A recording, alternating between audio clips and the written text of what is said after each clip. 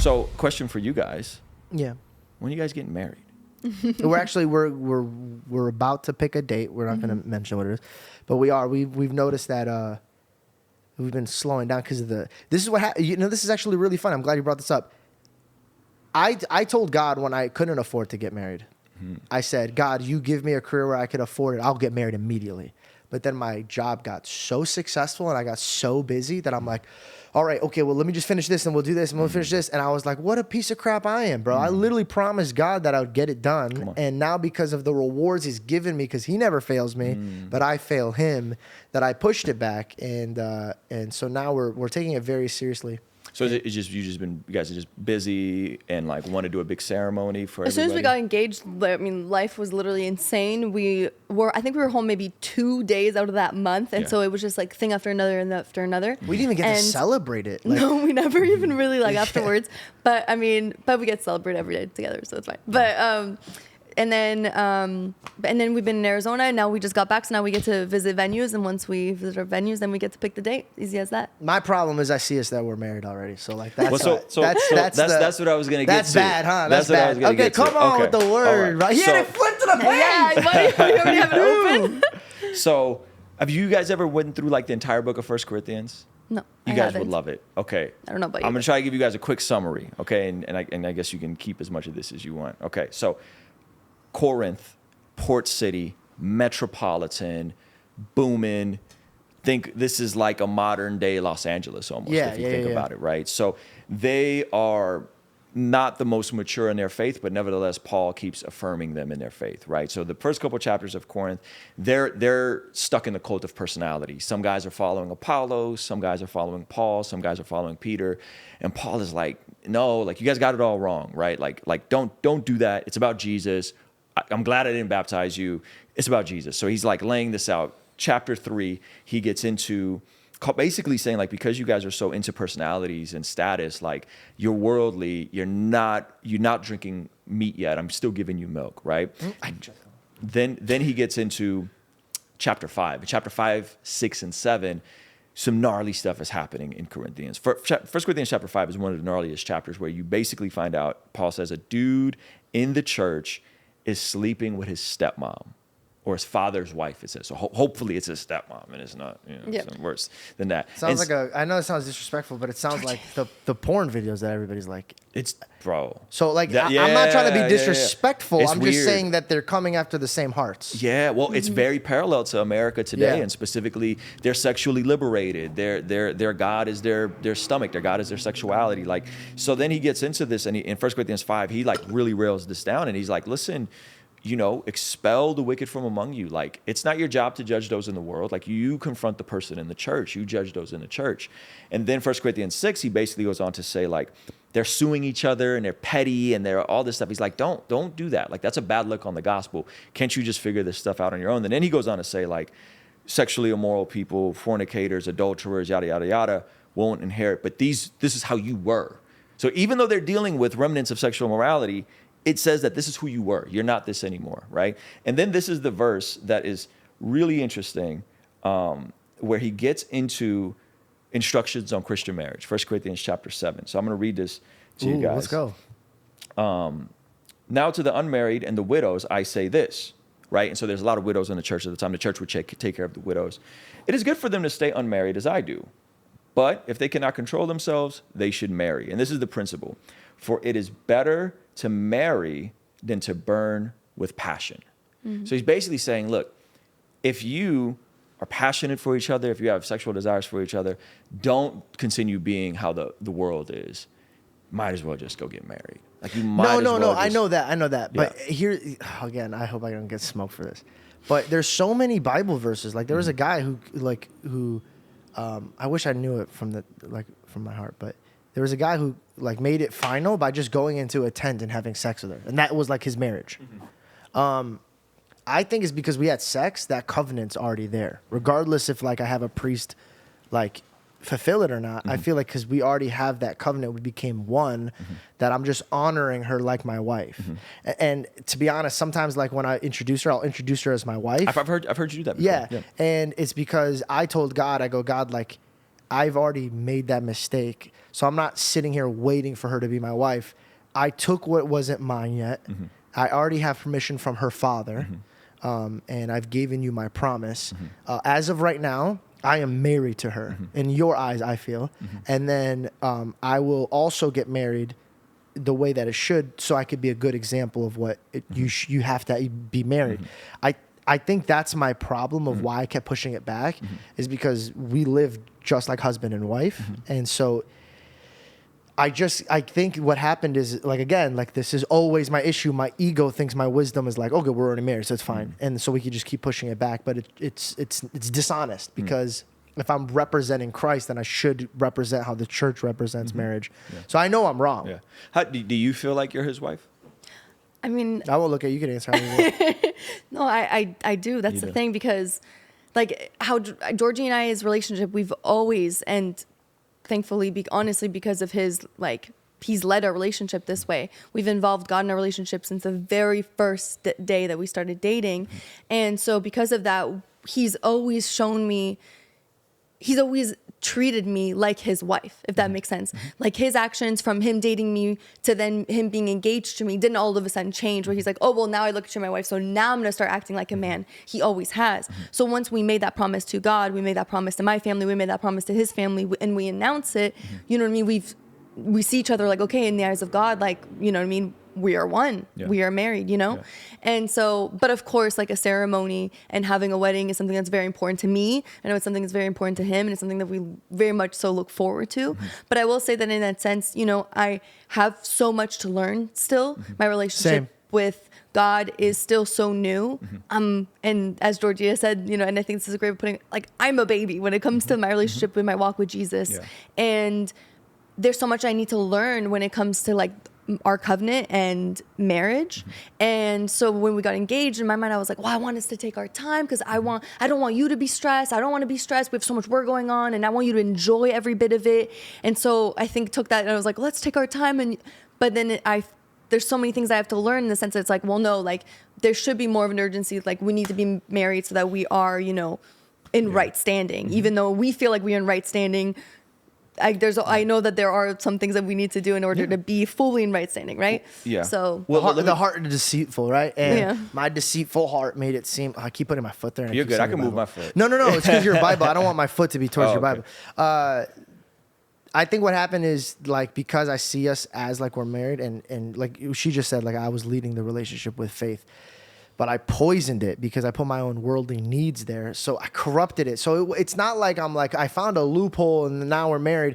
It's me just with, like, shame on my face. Like, I failed as a leader. I took what wasn't mine yet.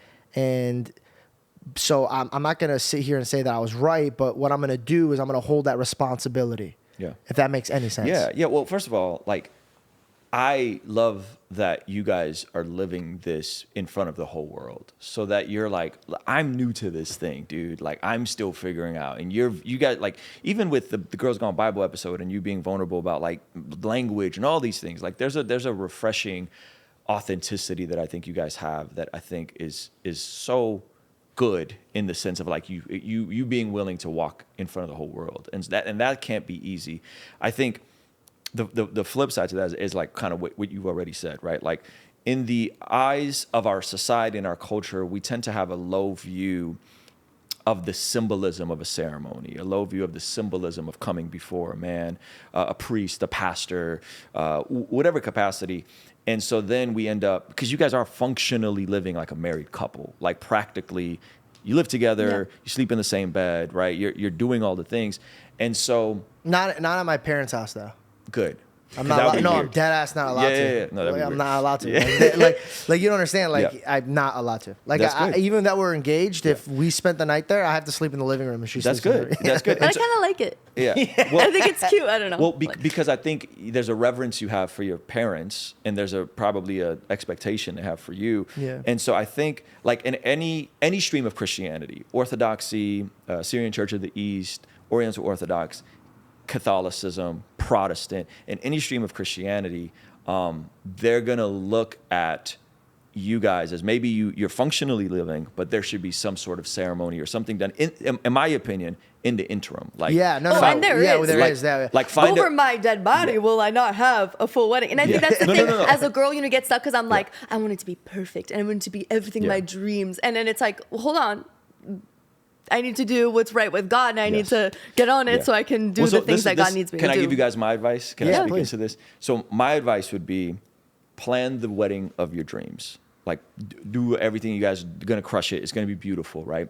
But I would recommend and pray about it. Actually, don't pray about it. I would recommend do something that with a pastor that where you exchange vows and you solidify that you're married before God, before a pastor, a priest, whoever We've you thought want it to about be. this. Yeah, we've talked about this. Honestly, And even I if think it's- it's something we should do. I know. Yeah. Here's the reason why. Is I love because I this hate conversation. I hate the guilt of it. Yeah. I hate the guilt of it. And also, it's like, I think what happened in our life is that we're trying to please everybody, that we're like failing God. There's so many variables, I think, to this, and like of everyone in our lives, and even for me, like personal, family members where Expectations. Oh, here she is. No. Get it. Yo, I cried on this podcast. You have to. You I cry have to. every podcast. You have to, or I'm going to look so dumb.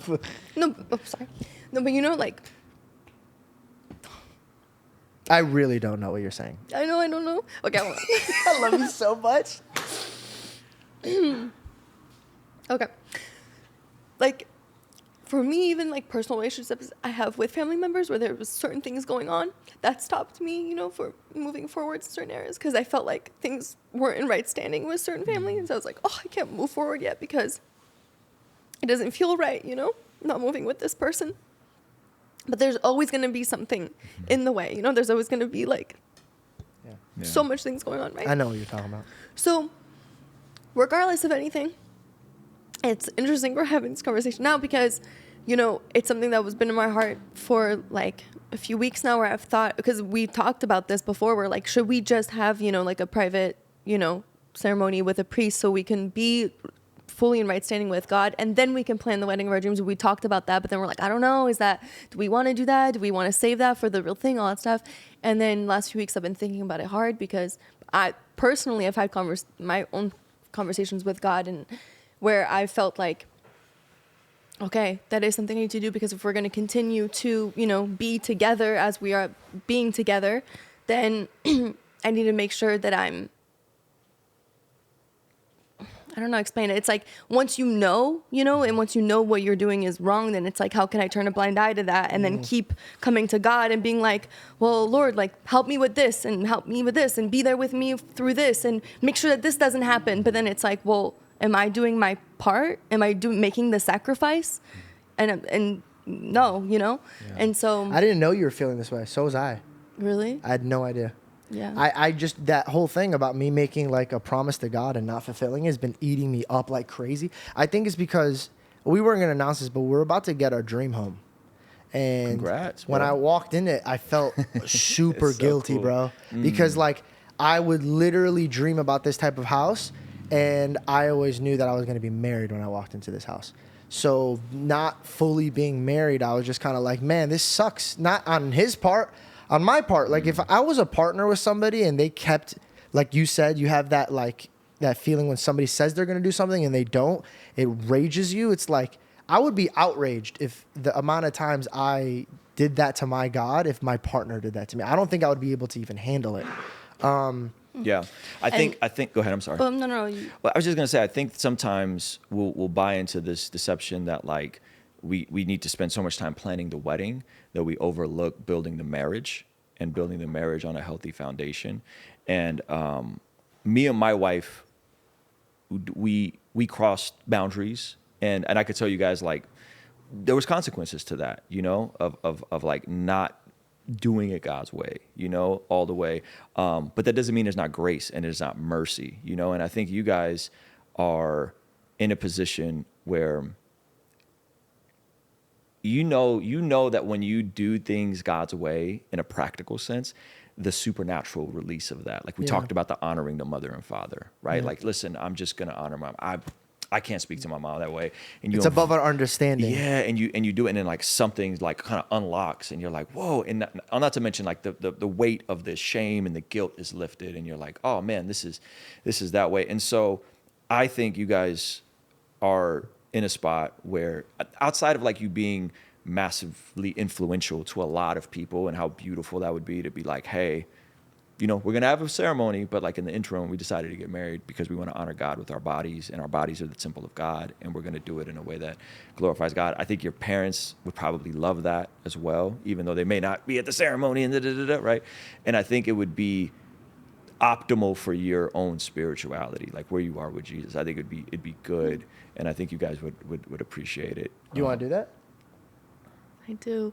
And you know what's crazy is that before, why I was not for the idea is my own, you know what I mean, like worldly pride of like, well, I don't know. I feel like then is the moment gonna not be as special? Like when we have like the full wedding with everyone standing in front of us, like I wanted to feel as when we're standing in front of each other, I wanted to like, you know, keep that specialness. Like if we do it now and then we do it again later, as if we redo it later, is it kind of fake when we redo it and it's kind of fake in front of everyone? And then is that going to not feel as special?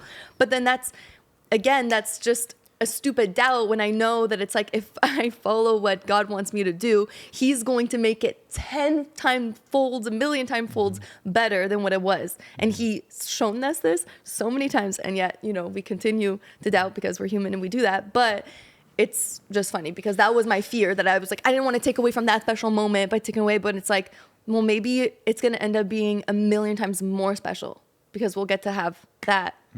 And you know what I mean? Have it again later. I agree 100%. I think we just the devil kept us preoccupied.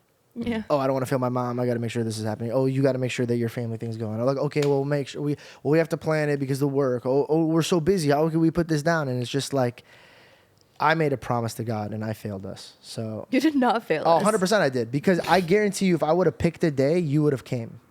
God didn't look at you. Yeah, but I told you that I wanted to find the venue in order to have the date. But God doesn't look at you and say you failed it. If I'm gonna take the road of leadership, then I have to be the one to be like, nah, we're sinning against God. This has to be done. So this was all of my fault. Oh my gosh. Well, I mean, I can understand what you're saying, but it's not all of your fault. Bruce, you who's were wrong? trying to please me. Ultimately, he's the head. Thank you. So I think that I understand it's ultimately that too, but his responsibility. If fault is an interesting word, right? But it is your responsibility. Everything that happens. Well, it is in your my fault house, that you're hot and I couldn't keep my hands off you. That's your fault. But I also the fact that like you wanted to please my wishes, and the fact that I said I was like, no, I need to find the venue first, because then once we find the venue, they give us the date, because sometimes you can't pick the date. You know what I mean? If the venue's available. So like you were trying to please me so I could find the right venue, like, you know. And by the way, we can have everything that your heart desires. I just think that we get to the church steps, and then, you know, it's so funny. Circling back to everything we talked about, we search the kingdom first, right? We finish what we promised him, and I think everything that our heart desires will fall underneath that. Amen. You know what I mean? Yeah. Look at you, dude. Yeah. Yo, the Girls Gone Bible might have cleaned my mouth, but you just cleaned my covenant. I think that's a lot stronger. I was gonna say.